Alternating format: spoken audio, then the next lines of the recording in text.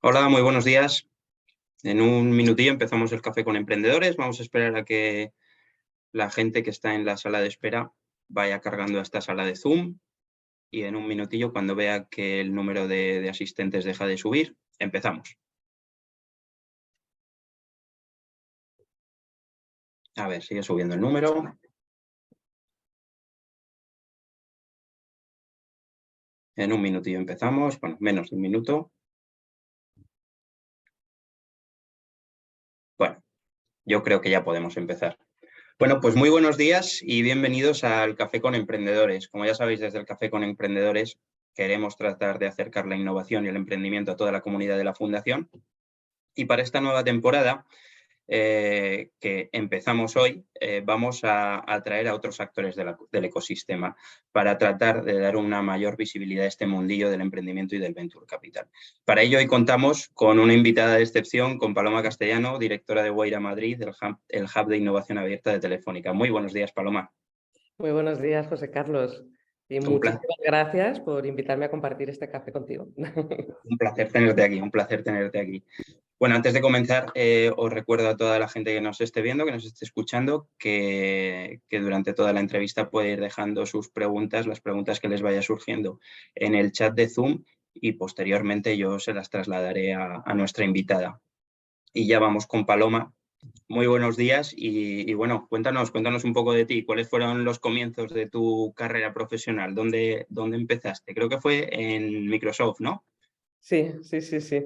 La verdad es que llevo toda mi carrera profesional unida a la tecnología y a la innovación, ¿no? En una medida u otra. Yo estudié ingeniería informática en su momento, que bueno, te diría que éramos pocas chicas y que ha mejorado y que ahora son más, pero la realidad es que sigue siendo una de las carreras con menor cuota de participación femenina. Y yo desde aquí hago un llamamiento a todas las madres y padres para que animen a sus hijos e hijas a estudiar informática, especialmente a las hijas, que normalmente nos cuesta más que se metan en estas cosas, porque luego pueden tener carreras apasionantes, que yo creo que es una de las carreras que más futuro profesional está presentando, ¿no? Y nada, tuve la suerte de poderme incorporar a Microsoft cuando era en España, era aún pequeño el equipo y ante todo de poderme unir al lanzamiento de Terra Mobile, que era una joint venture en su momento entre... Mira, se ha unido Juan también. Se ha unido Juan, sí, creo que se ha equivocado. Juan es el director de la Fundación Innovación Bank Inter, que creo Ah, que yo se ha quería, digo, oye, equivocado podríamos de... dar una charla a tres. Sí, sí, se nos van rápido. Se ha debido equivocar a la hora de unirse al Café con Emprendedores y sí, desde la cuenta genérica de la Fundación, que es desde la que estamos realizando el Café con Emprendedores.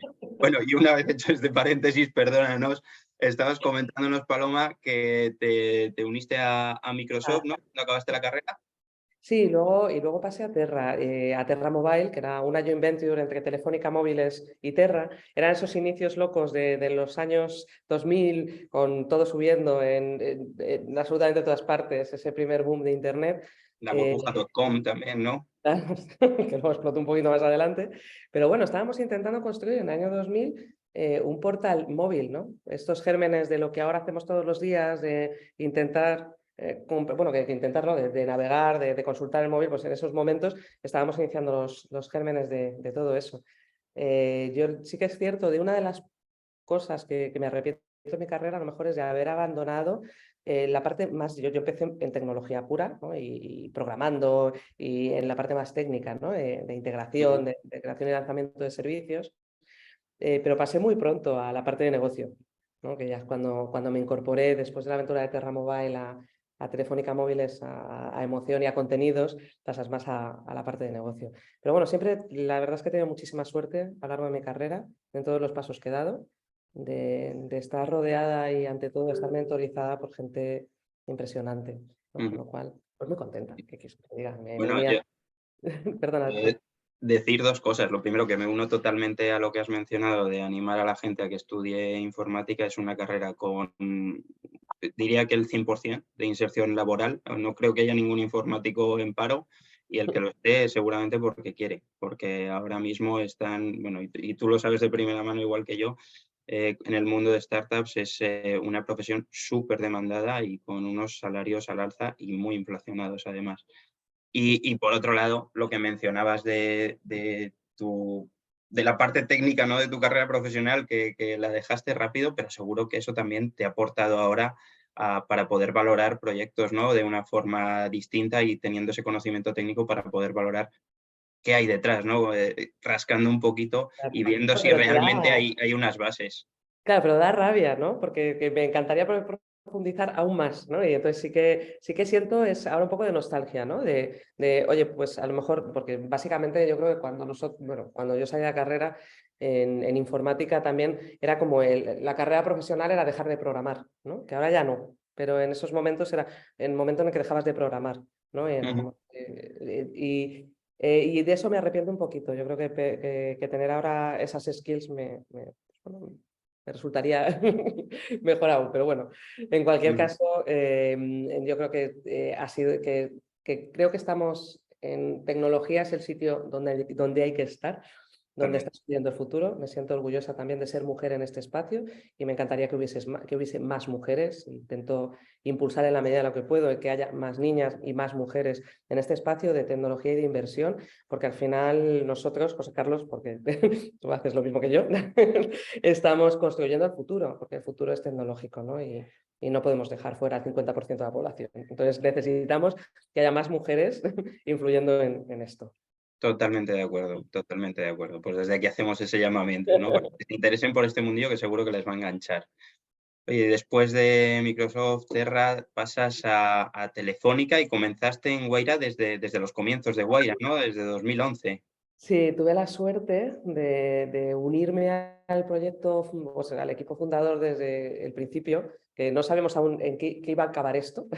O sea, fuimos ahí como muy locos sí que es cierto, pues Guaira siempre ha sido un proyecto muy apoyado por José María Álvarez Payete. En ese momento estaba en Telefónica, en la parte de TISA, en Telefónica Latinoamérica. Entonces, pues no es casual el hecho de que Guaira haya nacido también con estas raíces latinas muy importantes. De hecho, siempre lo digo, el nombre de Guaira significa viento en quechua. Sí que tenía esa parte romántica, ¿no? De acompañar a las ideas de la gente, de dar viento a las ideas, ¿no? Ujú. Entonces nacimos en Latinoamérica, crecimos luego a Europa bueno, y yo creo que el proyecto ha evolucionado muchísimo a lo largo del tiempo. O sea, si nos hubiesen dicho hace 12 años que íbamos a estar aquí ahora con este proyecto de esta forma, pues probablemente no hubiésemos, ¿sabes? Si te hacen proyectar, no hubiésemos imaginado este futuro, ¿no? de Guaira. Lo hubiésemos Porque, imaginado probablemente distinto. No, porque cuando lanzamos en el año 2011 el acompañamiento, o sea, lo que creamos fue una red de aceleradoras, ¿no? En los países donde estábamos operando. ujú, Fue un momento muy de construcción. Esa primera etapa de Guaira era un momento muy de construcción de ecosistema. O sea, si en el año 2011 en España el ecosistema de emprendimiento era súper pequeño, yo siempre contaré la anécdota de la inauguración de Guaira aquí en Gran Vía, cabía todo el ecosistema de emprendimiento en Gran Vía. De hecho, hubo un tuit, no sé si fue de Arrola, no recuerdo bien, que dijo, bueno, hoy cae una bomba en el edificio de Telefónica en Gran Vía y se va, carajo, el emprendimiento en España, ¿no? Porque estaban todos aquí, porque cabían, ¿no? Entonces ahora ya no caben, ¿no? Entonces sí que, pero si imaginas ese momento en España, en el año 2011, imagínalo también en Perú, ¿no? Que era incluso más pequeño, ¿no? Entonces fue un momento, fue en las primeras etapas muy de construcción de ecosistema, no había cultura emprendedora en los países, bueno, había cultura emprendedora, pero no emprendedora tecnológica en los países donde estábamos operando y donde estábamos lanzando los proyectos. A lo largo de los años pues ha ido cambiando, ahora hay cada vez más fondos de inversión, ha habido cada vez pues, gente que ha pasado por la rueda en varias ocasiones o gente que ha estado en una startup, ha visto el crecimiento y luego sale y monta otra, ¿no? Lo que se llaman estas mafias, ¿no? las mafias, sí, sí, sí, sí. Como la PayPal Mafia, pues aquí ha habido casos, ¿no? El Cabify Mafia. O sea, hay determinados núcleos de startups que han empezado a expandirse, ¿no? Y gente que ha estado trabajando en una empieza a montar otra. Ha crecido esto una auténtica barbaridad. Ujú. Cuando antes hablábamos en Telefónica de startups éramos unos locos, ¿no? ¿Y esto qué es? ¿No? Y nadie lo conocía. Y ahora, quien más o quien menos, pues nos llaman y se interesan. Todo el mundo quiere saber un poco de este mundo y se ve como una carrera profesional también, o sea, y se ve como una, oye, pues quiero que mi hijo haga una beca. Antes decías, oye, pues yo quiero que mi hijo de 20 años o mi hija haga una beca en Telefónica, en Bankinter. Ya, oye, ¿por qué no empezar esa carrera profesional en una startup, ¿no? Y Totalmente, es que al final montar un proyecto como una startup o empezar en una startup es más que un máster, es que aprendes de absolutamente todo. O sea, es como hacer un MBA, pero intensivo. sí, hay Y, como... y- y- y además es todo práctica, no hay teoría, porque es tirarte al barro y ponerte a hacer cosas. Oye, comenzó Guaira siendo una red de aceleradoras bueno, en todos aquellos lugares donde estaba Telefónica presente, pero ¿qué es Guaira a día de hoy? ¿Cómo definirías Guaira? Cuando tienes que presentar Guaira, ¿cómo lo haces? A ver. Pues a ver, nosotros nos presentamos como hub de innovación. Básicamente, a mí me gusta presentarme a mí misma como conector, ¿no? Entonces, nosotros lo que al final hacemos es intentar transformar Telefónica, ¿no? Bueno, intentar que la innovación fluya desde las startups hasta los clientes de Telefónica. Que estas cosas bonitas y maravillosas que se están construyendo puedan disfrutarlas los clientes de Telefónica en los países donde operamos, ¿no? Entonces, también estamos transformando la cultura interna de Telefónica para hacerla más abierta, más permeable a cambios, más permeable a nuevas maneras de hacer, que se nota muchísimo el cambio a lo largo de la empresa. O sea, ha sido muy bonito también acompañar a Telefónica en su transformación estos años, pues por ejemplo, ver cómo el área de empresas ahora mismo es líder, es una de las líderes de integración tecnológica en España. O sea, que a mí me dicen también hace 10 años que Telefónica, más allá de la conectividad en empresas, iba a vender toda la cantidad de servicios que vendemos ahora y muchos de ellos son de Guaira, ¿no? Y hemos acompañado también a Telefónica en ese discurso. Entonces, al final lo que estamos haciendo es principalmente ser un conector entre innovadores, entre otras corporaciones también, entre fondos de inversión, Telefónica, los clientes de Telefónica, intentamos canalizar toda la información y hacer que la rueda gire pues, un poquito más rápido, si puede ser, ¿no? Entonces, eso es lo que hacemos, invertimos. Somos un fondo de inversión que tiene mucha parte también, Guaira, de generación de opcionalidad a la empresa.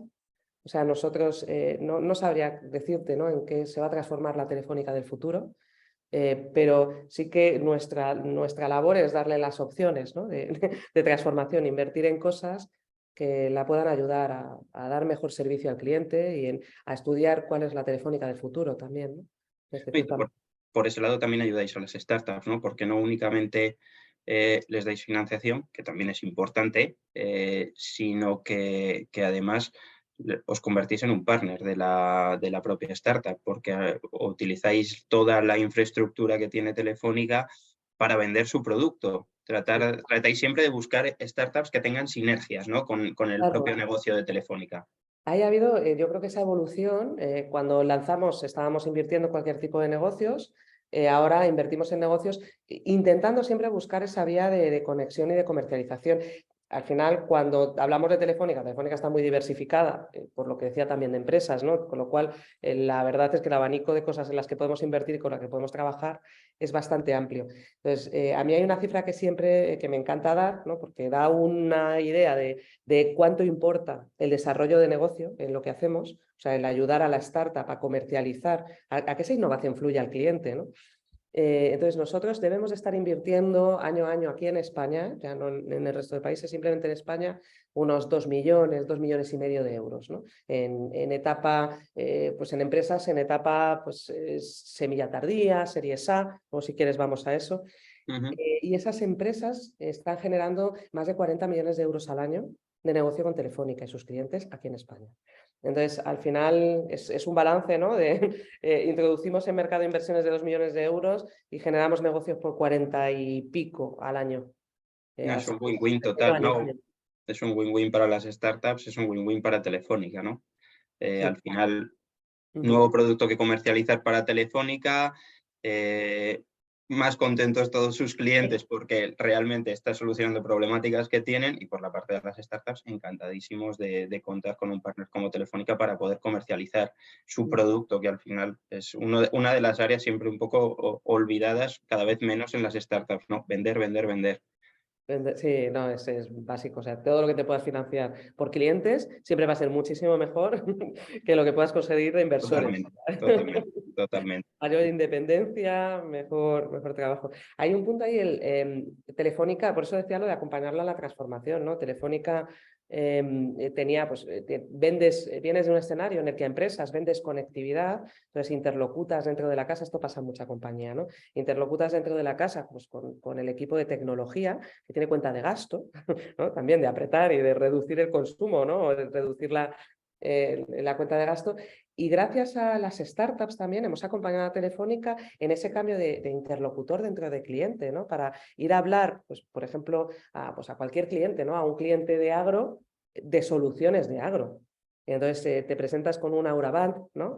Por ejemplo, y entonces vendes a un cliente al que antes le estabas vendiendo a lo mejor las líneas móviles y la conectividad para llevar todas sus comunicaciones, de repente empiezas a hablar con él para gestionarle pues, los cultivos, ¿no? Enteros, que la cadena agroalimentaria es bastante relevante. Entonces cambias el interlocutor, mejoras los ingresos que tienes en cliente, mejoras el posicionamiento en cliente. O sea, para Telefónica y para la startup, o sea, realmente esta relación es bastante ganadora-ganadorra, ¿no? Muy Sí, sí, sí. equilibrada. Mira, pues me la has dejado en bandeja con lo de Euraban, una compañía que además conozco mucho y es un extraordinario proyecto, que además nació en Argentina, después se trasladaron aquí, ¿no? Guaira tiene distintos hubs en Latinoamérica, en todas aquellas localizaciones donde está Telefónica presente. ¿Funcionáis igual en todas las partes o funciona distinto España, Latinoamérica? ¿Invertís en startups en todas las regiones? Sí, estamos invirtiendo en todas las regiones donde Telefónica opera, o sea, podemos, bueno, incluso fuera, tampoco no tenemos tanta limitación. Sí que intentamos en todas las regiones, con todas las peculiaridades que pueda tener cada uno de los países, pues no sé, España es más fuerte en lo que decía empresas, ¿no? A lo mejor Argentina es mucho más fuerte en la parte de pymes, con todas las peculiaridades que pueda haber en los diferentes países y regiones, operamos de una manera similar. ¿Vale? Entonces, siempre intentando buscar esa parte de desarrollo de negocio de las startups, intentando buscar pues el crecimiento, invertimos siempre intentamos, ¿no? Buscar esos líderes regionales que nos puedan ayudar a transformar Telefónica y una de las partes más importantes, creo que de la propuesta de valor es la coordinación que hay, que es bastante coordinada. Entonces, intentamos ayudar a las compañías en su internacionalización. Esto cuando funciona es cuando buscas un caso de uso local, que luego intentas trasladar globalmente, ¿no? Como en el caso, por ejemplo, de Auraband, ¿no? Que está vendiendo aquí en España, está vendiendo en Argentina, está vendiendo en Brasil, está buscando otros casos también, ¿no? En las diferentes regiones donde operamos. En eso invertimos mucho esfuerzo y mucho tiempo, ¿eh? Pero no es tan fácil. Cuando dices, ay, pues lo voy a mover de un país a otro, no, las peculiaridades locales son peculiaridades locales. Totalmente. Bueno, abrir cada mercado es siempre muy complicado, es muy complicado. Y en estos 12 años que lleva Guaira abierto, ¿qué importancia ha adquirido para Telefónica? Pues lo hemos comentado, ¿no? Yo creo que al final somos fuente de transformación cultural para la empresa. O sea, nos sigue llamando muchísima gente, ¿no? Para venir a conocer Guaira, para reunirse con sus equipos aquí, para conocer emprendedores. Pero ante todo también yo creo que es que somos fuente de negocio para Telefónica y un gran reconocimiento de fuente de negocio para Telefónica. Esta parte de opcionalidad, ¿no? De, oye, cuando están, pues mira, por ejemplo, una de los casos que a mí me gusta contar es Telefónica ahora estamos lanzando nuevos verticales alrededor del hogar, ¿no? Hemos lanzado la apuesta con Movistar por Segura Alarmas, ¿no? Para dar alarmas en el hogar, donde también hay startups Guaira, ¿eh? Que en estos nuevos verticales también juegan un pequeño papel, algunas de las compañías en las que hemos invertido. Y a mí me gusta mucho destacar el caso de Solar 360, porque este ya sí que es como la locura para mí, que llevo muchos años trabajando en Telefónica. Si alguien me dice, hace 10 años, que ni siquiera te digo mucho antes, que íbamos a acabar comercializando paneles solares, yo hubiese dicho que estaba loco, ¿no?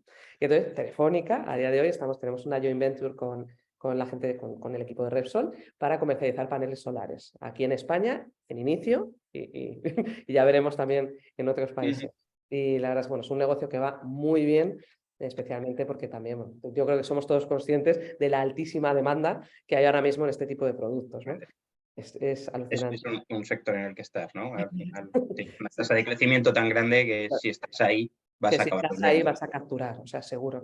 Sí. Y la empresa que está debajo de toda la gestión de la plataforma de Solar 360, que es la joint venture entre Telefónica y Repsol, es una empresa guaira.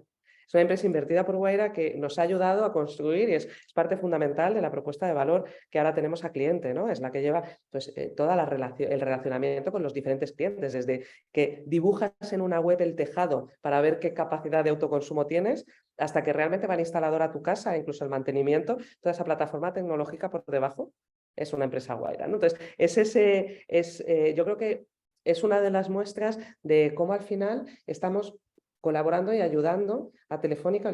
Yo creo que, pues si te tuviese que decir, es que probablemente el 50% de mi tiempo esté dedicado a conocer las necesidades de Telefónica, en ver cómo puedo ayudar, más que las necesidades de Telefónica, la necesidad de los clientes de Telefónica y en encontrar soluciones a esos problemas a través de innovadores.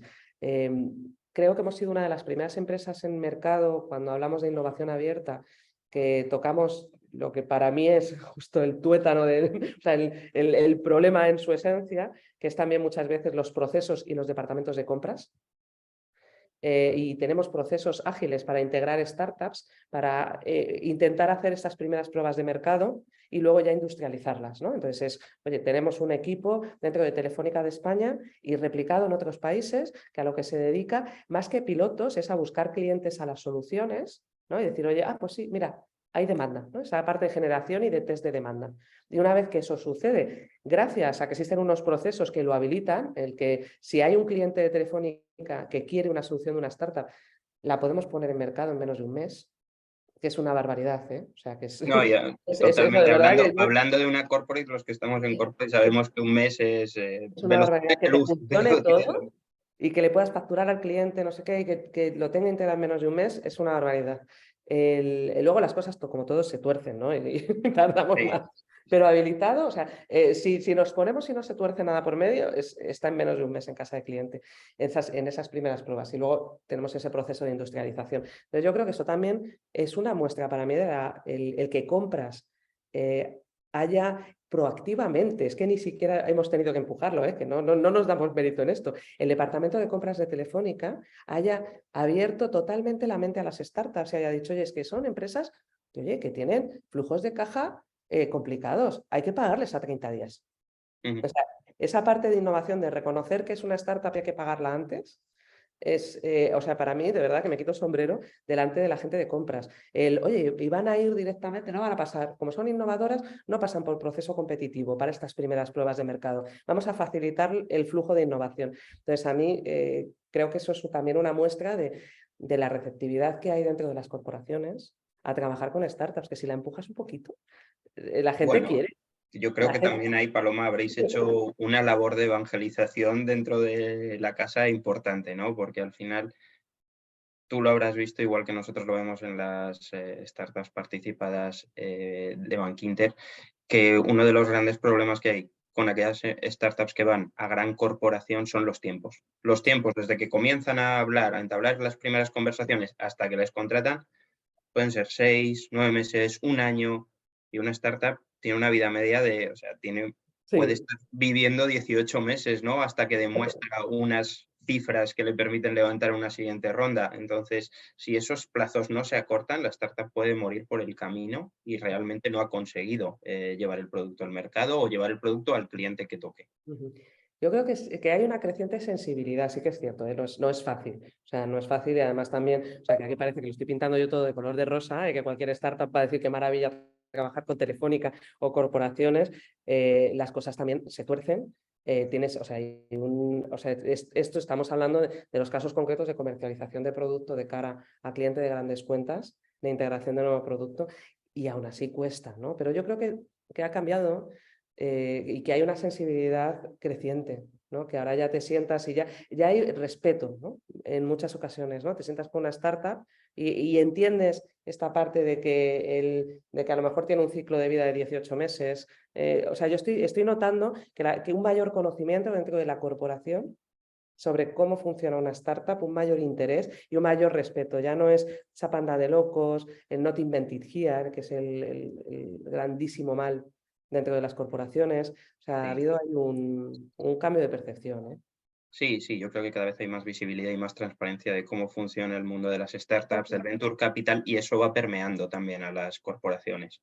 Y yo construyendo además sobre esto, también me atrevería a decir, porque muchas veces a todos los que estamos trabajando en innovación, José Carlos, o sea, yo seguro que tú has dicho millones de veces, igual que yo, la frase esta de la innovación para una empresa grande, para una corporación es una cuestión de supervivencia, ¿no? Entonces, yo casi siempre, en casi todas las charlas que hacemos de divulgación sobre Open Innovation, yo muestro una transparencia o sea, una slide, ¿no? Que me llamaron vieja el otro día por decir transparencia, me llamo-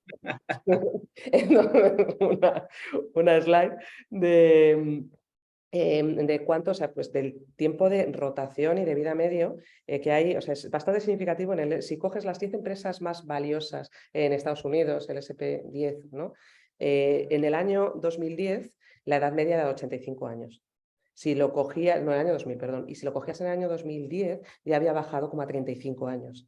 Entonces, la capacidad de empresas nuevas de entrar en estos índices y desplazar a las empresas antiguas es enorme. O sea, ahora mismo una empresa en Estados Unidos, ¿no? Que es un mercado más dinámico que el nuestro, desde que nace a llegar a unicornio, el tiempo medio son 6 años.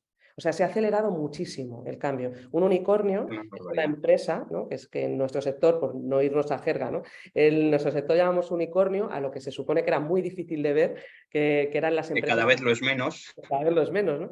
Que valgan más de 1.000 millones. Entonces, yo creo que al final lo que vamos a ser los unicornios, vamos a ser las empresas de más de 100 años, ¿no? Lo que va a ser difícil ver va a ser en estos grandes índices de empresas valiosas, empresas que lleven más de 100 años, ¿no? Que Telefónica estamos, pues, es el año que viene, creo, el aniversario, el centenario de la empresa. Entonces es curioso porque sí que es cierto que o empezamos a ser todos conscientes de eso, de que necesitamos construir esa nueva, transformarnos, ¿no? Y construir esa nueva Telefónica, y que se han reducido tanto las barreras de entrada de construcción de nuevos productos que realmente esa nueva empresa que te va a desplazar, ¿no? Que te puede desplazar dentro de estos grandes índices y de liderazgo en tu mercado, ya no va a ser tu competidor tradicional. Va a ser una empresa que ha crecido en un garaje, que ha sido financiada por Venture Capital, que está apalancadísima en tecnología. Entonces, el estar abiertos y a esa innovación abierta, a lo que te va a venir de fuera, porque por mucho que innoves dentro, es muy difícil luchar contra tantas, tantas que están fuera, porque alguna de ellas, que es otra imagen que usamos mucho, tendrá un dragón, ¿no? Es como Juego de Tronos, tú puedes tener un ejército maravilloso y súper armado, pero si te llega una niña con un dragón, no tienes absolutamente nada que hacer. Y, Totalmente. y el tema es que cuando hay tanta gente haciendo crecer huevos de dragón, en algún momento llegará uno que te ataque a ti, ¿no? Entonces, la colaboración es clave. Entonces, sí, yo creo que ahora todos los que estamos trabajando en innovación y en innovación abierta somos una vía de entrada, de escucha de qué es lo que está pasando fuera y de colaboración con terceros. Totalmente, al final hay que estar al día de lo que está pasando ahí para no quedarte desfasado y, como muy bien has dicho, creo que la gran corporación que no vea la innovación como un pilar fundamental dentro de su estrategia lo va a pasar mal en los próximos años. Lo va a Ujú. pasar mal. Hay que estar muy atento a lo que sucede porque hay gente muy lista, con muy buenas ideas y además con una cosa que tienen las startups y la gran corporación nunca va a tener, y es flexibilidad y rapidez y velocidad para afrontar cambios, para pivotar, para cambiar su modelo de negocio, para cambiar la propuesta al cliente, para darle 100.000 vueltas sin que le pesen el legacy o todo eso que va arrastrando por detrás, que también, por un lado, es bueno y malo, ¿no? O sea, una gran empresa nunca va a dar un mal servicio, un mal producto a un cliente. Una pequeña empresa, una startup que tiene pocos clientes, dice, bueno, pues si hay unos pocos afectados, pero realmente el cambio va a ser para muchos, pues me lo puedo permitir hacer. ¿Qué son máquinas de gestión de riesgo? O sea, realmente la ventaja competitiva de una startup es que, a diferencia de una corporación, puede tomar todos los riesgos que tenga, o sea, que quiera, porque no tiene nada que perder, ¿no? De ahí el capital riesgo, ¿no? Y ese ataque o sea, estás buscando que alguien pues que ya tienes tu castillo construido, tienes tu casa montada, entonces se te hace más duro, ¿no? Tirar un muro, porque a ver si se me va a derrumbar todo, ¿no? Y para abrirme a un nuevo espacio. En cambio, esto está completamente igual, porque no tiene nada que perder. Entonces, contra eso, pues a lo mejor una competencia cooperativa es la mejor estrategia, probablemente. Ujú, ujú. Oye, y hablando de inversión, ¿en qué se fija Guaira para que un proyecto sea invertible? A ver, bueno, una de las principales cosas que decimos siempre es que intentamos buscar ese fit y ese encaje con Telefónica. Para mí el fit es algo muy importante. O sea, nosotros hablamos siempre de las 4 Ts, ¿no? Cuando seleccionamos proyectos. Entonces hay una que nos diferencia claramente, que es la parte de la T de Telefónica, pero también la T de Telefónica para mí no es que tenga que tener un negocio ahora con Telefónica, porque yo lo que busco es opcionalidad, sino que en algún momento se pueda convertir en una línea de negocio futura de la compañía. O sea, pues, por ejemplo, es muy difícil o complicado que invirtamos en una empresa de moda, ¿no? o de food trucks.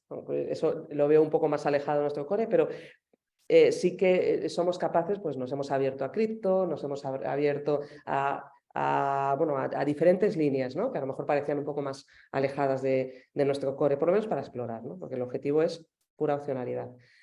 Esa es la parte que nos hace más únicos. Luego también invertimos en la tesis de la compañía. Tiene que haber un tamaño de mercado suficientemente grande, que esto lo decimos todos los VCs, o sea, que sea un tamaño de mercado suficientemente grande, que estén atacándolo de una manera competitiva, que tenga sentido, es decir, que la solución encaje con el problema, que parece una tontería, pero de verdad que algunas veces no encaja. Que tengan un buen equipo, un team, ¿no? Algo o sea, un equipo complementario, que esté, obviamente, ya a estas alturas, no tengo que decir que completamente dedicado, o sea, que ya esté jugando, que quiera apostar realmente por ese espacio, que esté balanceado, que tengan más o menos los roles para cubrir esa etapa, ¿no? Nosotros estamos invirtiendo en etapa semilla tardía, series A, pues que tengan las capacidades para cubrir esa etapa. Que no tienen por qué ser las mismas que una serie B o una serie C, ¿no? A nivel de socios fundadores. Y luego también invertimos en cosas que tengan tracción suficiente, o sea, nosotros no invertimos en algo que no esté generando ingresos, porque nuestro objetivo también es comercializar y dentro de que podamos tener paciencia, ¿no? y dejar que las cosas maduren, Telefónica es muy mal primer cliente. O sea, que eso nos ha pasado. Uno de los grandes aprendizajes es que cuando tomas algo realmente innovador, intentas que Telefónica lo pruebe, pues no se nos da tan bien. Necesitamos algo que esté un poquito más rodado. Somos probablemente el mejor 10º cliente, ¿no? que tenga la empresa, donde ya ha aprendido a tratar un poco con una corporación o se ha pegado con clientes un poco más pequeños y entiende mejor las dinámicas corporativas, ¿no? Que ese producto mínimo viable ya esté lanzado al mercado, lo haya rebotado contra clientes y lo haya mejorado. Claro, sí, sí. Y luego también invertimos, obviamente, en la T de tecnología, ¿no? Tiene que tener una capa tecnológica que sea la diferenciación, ¿no? y la barrera de entrada para nuevos entrantes. Entonces serían ahí nuestras 5 Ts, ¿no? Genial. Oye, ¿y cuál es el proceso desde que conocéis un proyecto hasta que finalmente invierte Guaira? Número de reuniones, comités, validaciones, tiempo. Supongo que ahí llegará Carlos Ruiz Sánchez, que es el que lidera la parte, ¿no? de búsqueda de nuevas oportunidades. Te llama, ¿qué he encontrado, Paloma? ¿No? ¿Cómo es? A ver, cuéntanos cómo es ese A ver, proceso. nosotros siempre coinvertimos, entonces eso simplifica un poco los procesos, ¿no? Porque al ser coinversor no estás liderando tú la ronda, entonces te estás también, o sea, hay una validación de un tercero en las cosas que haces, ¿no? O sea, ya él ha elegido una empresa, tienes ahí una persona que está liderando la due diligence y determinados procesos, ¿no? Entonces yo creo que también es muy importante que somos coinversores, entonces gran parte del deal flow, que es los proyectos que nos llegan a través de socios, ¿no? Pues gente como vosotros, como Bankinter, con quien coinvertimos en compañías y de los fondos de capital de riesgo en cada uno de los países donde operamos. Luego también estamos muy presentes en eventos, recibimos también proyectos a través de la web, pero yo te diría que normalmente invertimos en cosas que nos llegan de otros venture capital. Solemos, pues mira, Carlos debe estar mirando, los estuvimos echando cuentas el otro día, debe estar mirando unas 200, 250 empresas al año y solemos hacer unas 5 inversiones, ¿no? Para que nos hagamos una cuenta de esto, de cuánto, de cuál es la carga de trabajo de un scout, ¿no? Si queréis ser scout o analista en un fondo de capital de riesgo, estos son los ratios de proyectos más o menos Sí, que estaréis viendo, ¿no? Vas a decir que no más y el veces. porcentaje de éxito, que son muy poquitas, ¿no? En las que se invierte para todo lo que se mira, todo lo que se analiza. Básicamente es un trabajo de decir que no. O sea, si es una persona que no sabe decir que no, este trabajo no es para ti, desde luego. Tienes un problema. Entonces, Y él está mirando muchísimas empresas. Luego, normalmente estamos mirando en paralelo, haciendo pues un análisis en profundidad, unas 5 o 6, y tenemos un comité que solemos hacer normalmente. Suelen pasar, o sea, los análisis están bastante bien hechos. Entonces, normalmente pues, nos suelen aprobar las cosas que presentamos a comité, ¿no? Pero, o sea, el proceso de validación es, apoyamos la parte más financiera y de Venture Capital, nos apoyamos mucho con los VCs con los que coinvertimos, hacemos siempre una validación de fit, buscamos siempre que haya algún tipo de sponsorización por parte de alguien de negocio dentro de la ya que empresa. hacéis una validación interna dentro de Telefónica, ¿no? De algún área, de algún departamento que dé el visto bueno.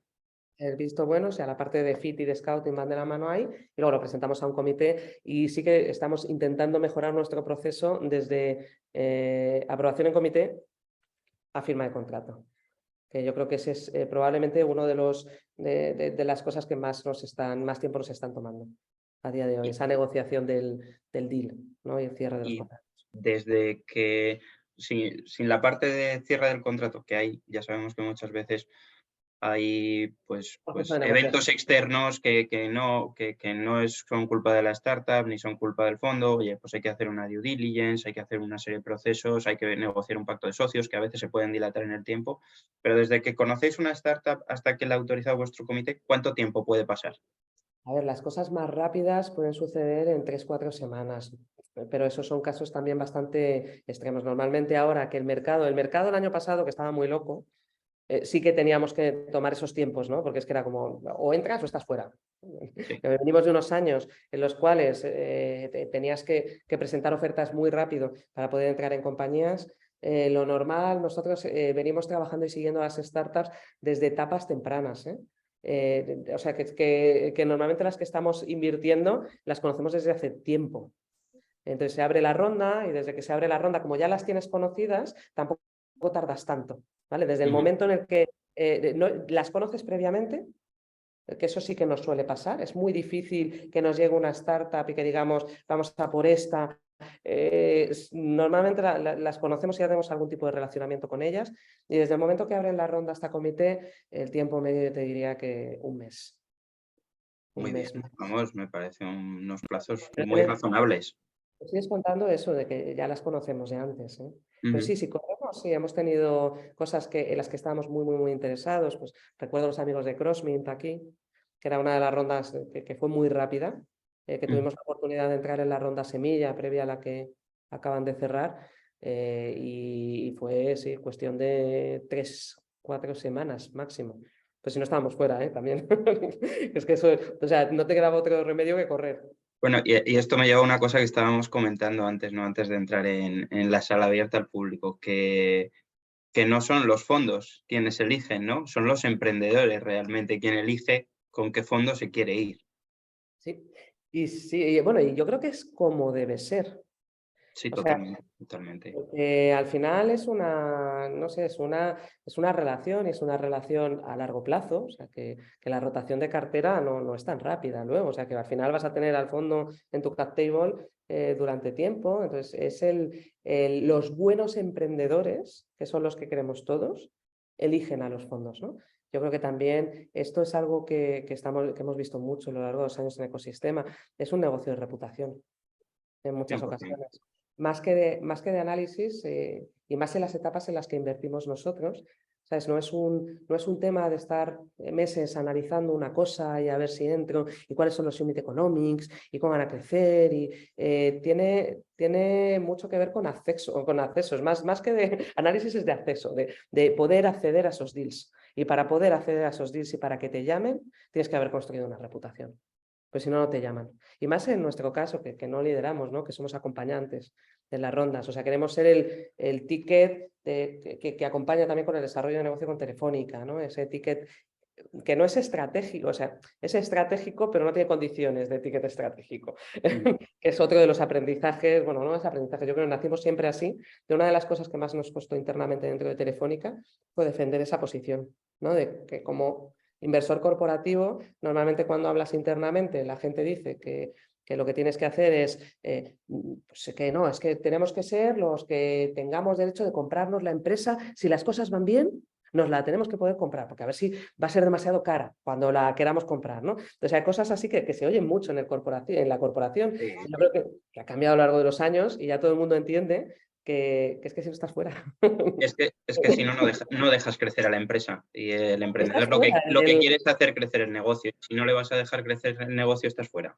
Estás fuera. Y el emprendedor tiene que elegir el Venture Capital. A mí eso me parece que es algo bastante sano, ¿no? Y nos ha ayudado a todos a, pues bueno, yo creo que el sector de Venture Capital pues es muy proemprendedor aquí en España, Sí, ¿no? sí, sí. Bueno, en Estados Unidos también. Vamos, no es que sea idiosincrasia, es que es el sector, ¿no? El sector es muy proemprendedor. O sea, este es el valor del equipo, tenemos que dejarle hueco, que crezca, va a necesitar más capital más adelante. O sea, yo creo que las reglas del sector están claras. Sí, oye, has mencionado antes que venimos de unos años locos.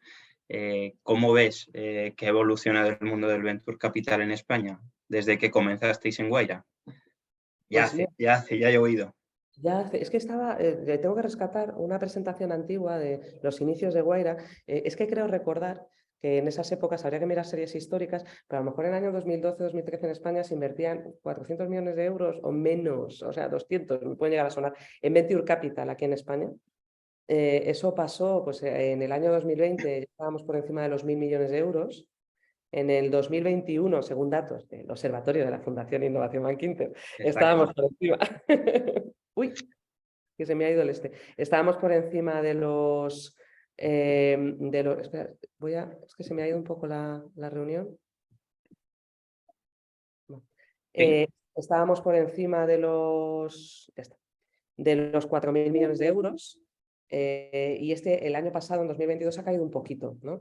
Se ha relajado un poco. Yo creo que todos los que, si tenéis un mínimo interés en el sector de startups y de Venture Capital, todos los que estáis escuchando esto, sabéis que el sector de Venture Capital, pues bueno, ha sufrido una corrección a lo largo de este último año y medio, ¿no? No creo que haya sido más. Es que esto va muy rápido, ¿eh? Esto es lo que decían sí, de sí, los sí. años de perro. Bueno, como muy bien ha dicho Paloma, animo a que todo el mundo se conecte al observatorio de la Fundación Innovación de Startups, donde recogemos todas las rondas, todas las operaciones de inversión en startups que suceden en España. Y lo que sí hemos detectado, porque emitimos un informe sobre las tendencias de inversión en España, es que esa caída, que muy bien menciona Paloma, principalmente ha ido a las megarondas, a las rondas más grandes, aquellas que son de más de 50 millones de euros.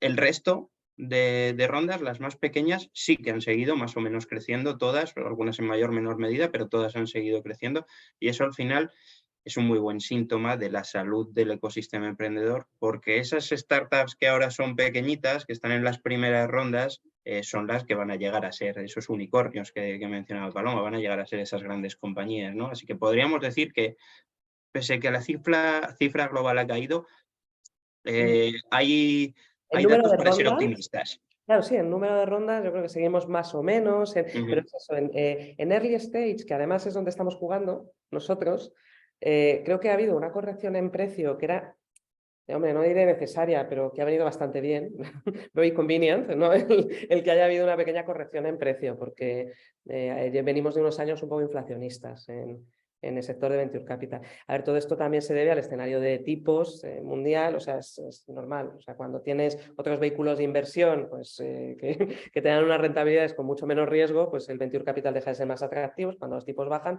el Venture Capital empieza a ser otra vez mucho más atractivo. Veremos, son ciclos económicos en el fondo, ¿no? Y nosotros que estamos en rondas en early stage, pues estamos pudiendo, como comentabas, ¿no? Entrar en cosas, o sea, es que estábamos previamente hablando José Carlos y yo y estamos pudiendo entrar en cosas que antes no podíamos entrar, ¿no? Porque se nos había ido, porque al final tú estás entrando también para obtener un rendimiento de capital. Entonces, si entras demasiado arriba, ¿cuánto tiene que crecer esa empresa para que realmente te salgan las cuentas del fondo? Se puede dar un retorno adecuado. Claro. Nosotros, bueno, como fondo corporativo también, la peculiaridad es que trabajamos con presupuestos anuales, ¿no? Con lo cual, o sea, somos un evergreen en el fondo, ¿no? reinvertimos las cosas que vamos sacando. Entonces, lo bueno es que no hemos parado el ritmo inversor. Sí que estamos mejorando pues, esos momentos de entrada. O sea, yo creo que estamos entrando a valoraciones más contenidas, que como Venture Capital es mejor. Y para el emprendedor también, ¿eh? Que muchas veces Sí, se nos olvida, porque aquellos proyectos, ¿no?, que tenían unas valoraciones tan elevadas en los últimos años, pues bueno, a lo mejor van a tener que tener una corrección en la valoración. O sea, claro. Al final, cuando la valoración no se corresponde con las métricas que tiene la compañía, pues, y no ha conseguido crecer lo suficiente para realmente tener una valoración superior a la de la anterior ronda, se producen situaciones muy complicadas en las que a veces hay que hacer un down round, una valoración por debajo de la última valoración de la anterior ronda, y son situaciones muy complicadas para el emprendedor, para los socios, y que a veces ponen en peligro la continuidad de la propia compañía. Así que hay veces que no hay que dejarse cegar, no solo por una valoración alta, sino que tenga coherencia sobre todo. sí, Ujú. pues bueno, estamos viendo de corrección, estamos aprendiendo siempre. Es lo bonito de este sector. Sí, sí. No paramos de aprender. En Madrid, ¿cómo lo ves dentro de los hubs o de los ecosistemas de emprendimiento europeos? Bueno, yo creo que España tiene esa peculiaridad, ¿no?, de tener dos hubs posicionados entre los top de ecosistema europeo. Creo que España está muy considerado, muy bien considerado por fondos de inversión de fuera de España. De hecho, es la economía en el año 2021, yo creo que fue el ecosistema de Venture Capital del sur de Europa que más creció, ¿no? Y luego si vas a otros países del entorno, bueno, Portugal es maravilloso para Venture Capital, siempre lo ha sido, o sea, hay mucho talento emprendedor, bastante unicornio. España lleva un pelín más, o sea, nos ha costado llegar a esos niveles, pero cada vez aquí hay más empresas de mayor valor y gente rotando, pero estamos muy por encima, por ejemplo, de Italia. O sea, yo creo que estamos muy considerados, y para mí Madrid, creo que durante los últimos años hemos crecido una barbaridad. Yo creo que también somos líderes en determinados sectores, tenemos empresas emblema, de las cuales también salen esas mafias, ¿no?, que vuelven a crear más startups, ese efecto multiplicador, ¿no?, de las compañías. Bueno, yo diría, pues no sé, es que aquí ha surgido un Idealista, un Job and Talent. O sea, hay grandísimas empresas que han surgido en Madrid con grandes emprendedores que reinvierten y que siguen formando.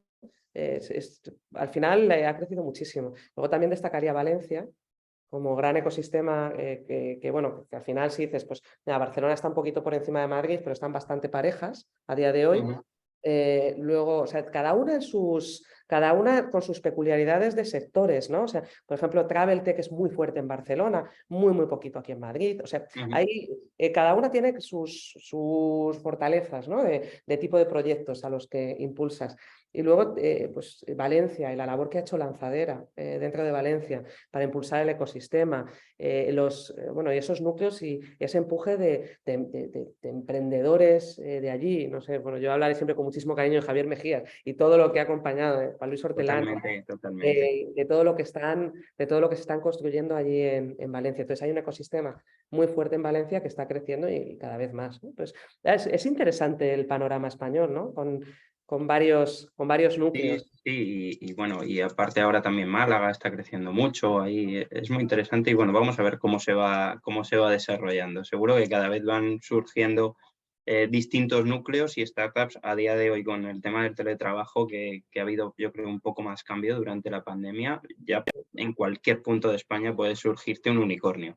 Claro, ¿no? Es ese punto también sí, de emprendedores extranjeros que vienen a residir aquí y que montan aquí compañía también. O sea, estamos viendo cosas bueno, que le dan una pinta bastante agradable a esto.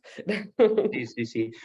Hablabas de Javier Mejías, nuestro antiguo compañero en la fundación, muy querido y apreciado, nos ayudó a lanzar el programa Scale Up Spain Network, que al final es un programa conjunto entre Guaira, Endeavor, esa red de emprendedores de impacto, y la Fundación Innovación Bank Inter.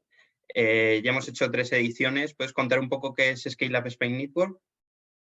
Pues mira, Scale Up Spain para mí ha sido uno de los proyectos que con más orgullo abanderamos y en los que más a gusto trabajamos, las tres organizaciones, que además he de decir, trabajamos pro bono en este programa, los tres, Fundación Innovación Bankinter, Endeavor y nosotros, y nos juntamos hace 3 años ya, o es que no, Sí, sí, sí. 3 años 3 años va a hacer, sí. 3 años va a hacer. Muy impulsados por Juan, por el director de Fundación Innovación Bankinter, que bueno, y que compartimos entre todos una realidad y un sueño, ¿no? O sea, al final creemos que en España ha habido un momento de desarrollo de ecosistema que estaba, o sea, ahora mismo en apoyo en etapas iniciales a startups en España hay muchísima aceleradora, o sea, hay muchísimas redes de apoyo para crear emprendimiento en etapa temprana, pero faltaba algo que ayudase a las empresas que ya están creciendo, ¿no? Y que son las que realmente luego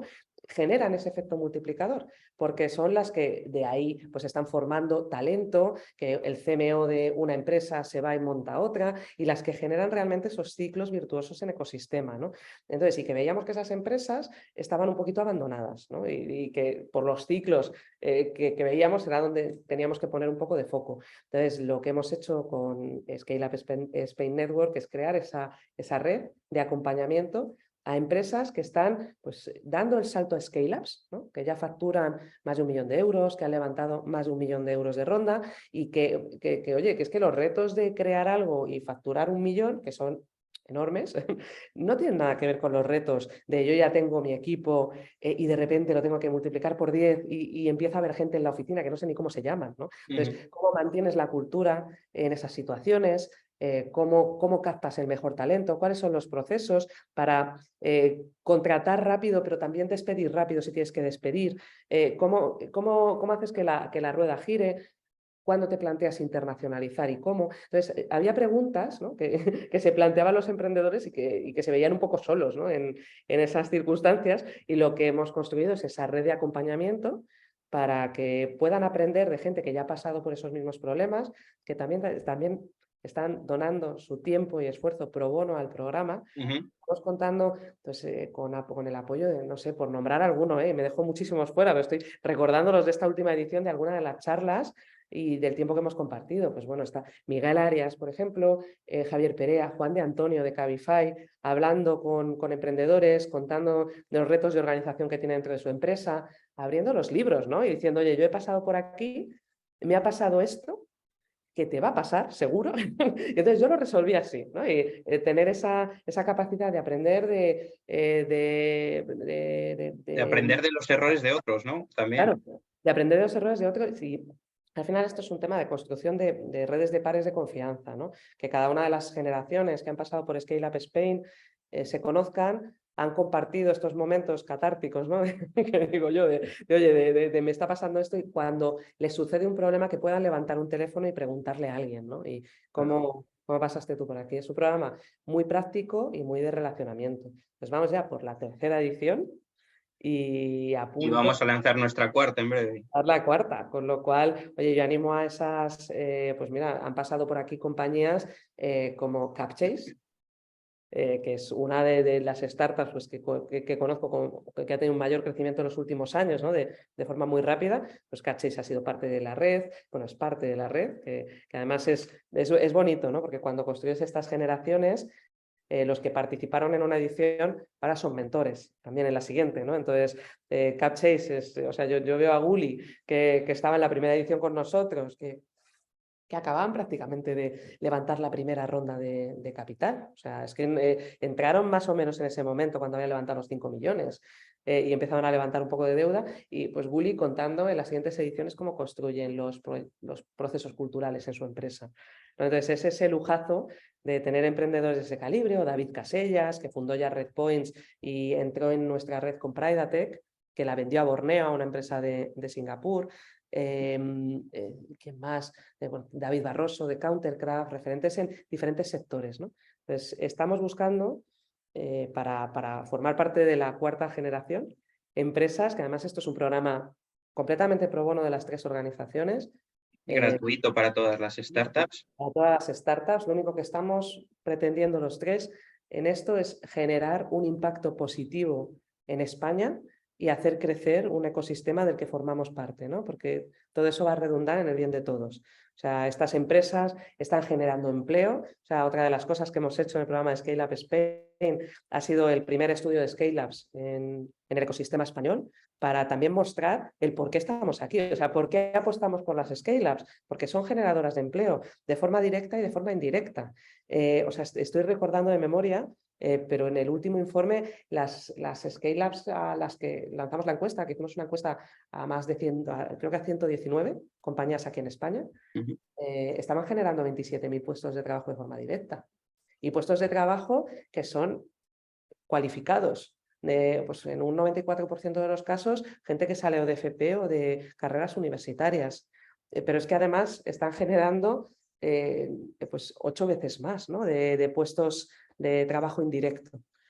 Entonces, al final, que me diga que el sector tecnológico no, no impacta en nuestra economía, hombre, tenemos datos que demuestran lo contrario, ¿no?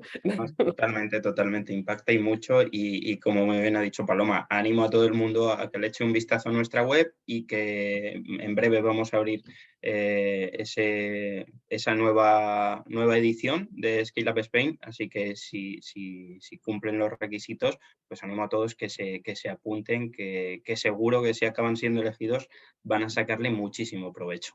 Muchísimo provecho. Ya vamos con una última pregunta y pasamos a preguntas del público que se nos ha echado encima el tiempo. ¿Qué consejo o aprendizaje compartirías con un emprendedor que nos esté viendo? Bueno, yo creo que esto es una carrera de fondo, que las cosas te toman su tiempo, entonces son carreras de fondo, son emocionalmente además duras, entonces al final lanzar un proyecto es complicado. Creo que es muy importante rodearte de una red de pares de confianza que te puedan acompañar en ese proceso, porque muchas veces el entender la mente del emprendedor y la emprendedora o los problemas por los que está pasando, pues casi es mejor alguien que haya pasado por ahí o que esté pasando por lo mismo. Y luego, ante todo, lo que hablábamos desde el principio, elige a tus inversores, ¿no? O sea, aprovecha ese momento y al final son compañeros de viaje y tienes que elegir los mejores compañeros de viaje. Totalmente, totalmente. Paloma, muchísimas gracias. Había algunas preguntas del público, se nos ha echado el tiempo encima, nos vais a perdonar. Lo cierto es que la gran mayoría de las preguntas las has ido respondiendo según hemos ido conversando. Así que, sin más, vamos a despedir aquí el Café con Emprendedores. Muchísimas gracias, Paloma, por haber compartido tus experiencias con nosotros. Yo me lo he pasado genial, la verdad. Es hablar con una amiga al final. Ha sido un placer escucharte. Os recuerdo a toda la gente que nos esté viendo, que nos esté escuchando, que el próximo jueves 13 de abril tendremos el siguiente Café con Emprendedores con Antonio Iglesias, nuestro otro partner en Scale Up Spain, director de Endeavor España, la organización global que selecciona y apoya a emprendedores de alto impacto para catalizar su proyección a largo plazo. Y sin más, aquí despedimos este evento. Muchísimas gracias por haber compartido esta mañana con nosotros y que tengáis todos un excelente día. Muchísimas gracias. Muchísimas gracias, Paloma. Hasta luego. Hasta luego.